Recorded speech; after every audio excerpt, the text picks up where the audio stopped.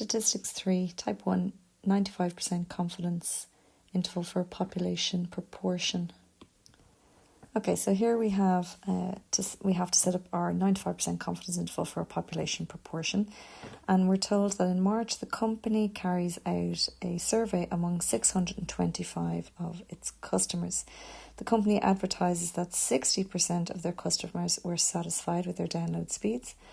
370 of the sample stated that they were satisfied with their download speed, and we have to create a 95% confidence interval based on our sample. So what we need to write down first of all is, what's the sample size? So the sample size is 625 people. The people that were satisfied with the download speed was 370, and therefore if we want to calculate our population proportion, that's going to be the people who were satisfied over the total sample.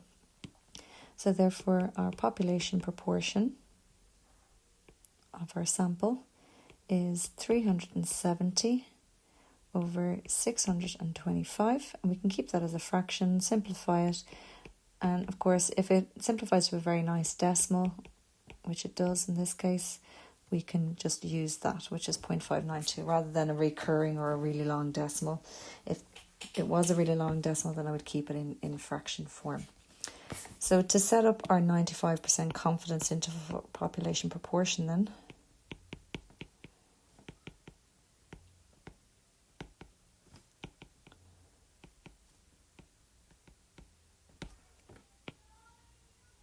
then it's going to be our sample population proportion plus or minus our margin of error. So because it's 95% confidence, then we know our critical value is 1.96, and then that's times, we don't know the true population proportion, so it's our sample population proportion times 1 minus the sample population proportion over n. And of course then if we expand that, so if we expand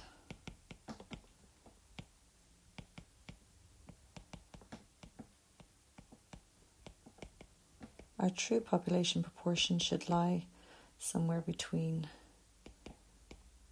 these two extreme limits.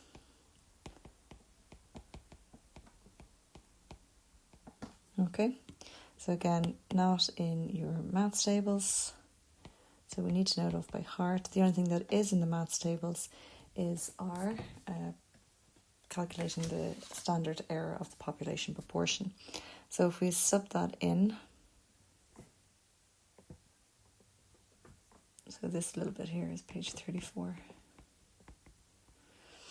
Okay, so subbing in we have 0.592 minus 1.96 times the square root of 0.592 times 1 minus 0.592 all over our sample size, which we said was 625, which is less than our true population proportion.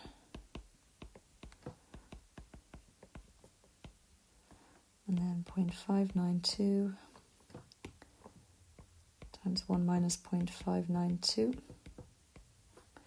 all over our sample size, 625. Okay, so if we sub that into our calculator, then what we end up with is 0.5535 on the left, and on the right then we end up with 0.6305.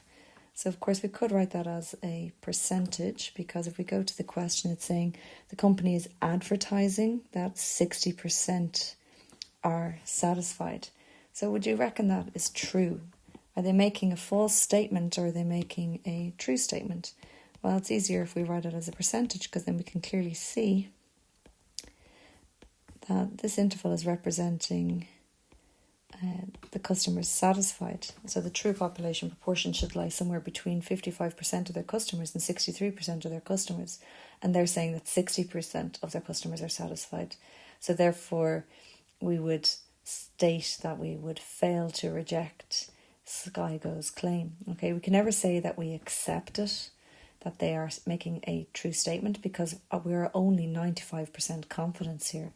So therefore, we would say, therefore, 60% lies within the 95% confidence interval.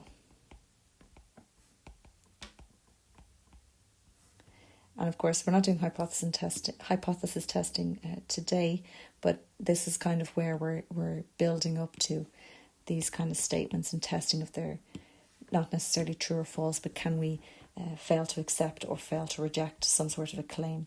So we would say we fail to reject. So we're not rejecting it, but we're not 100% accepting it. We're failing to reject it. So we fail to reject SKYGO's claim. Okay. So I'll just mark off. This is my 95% confidence interval. Okay.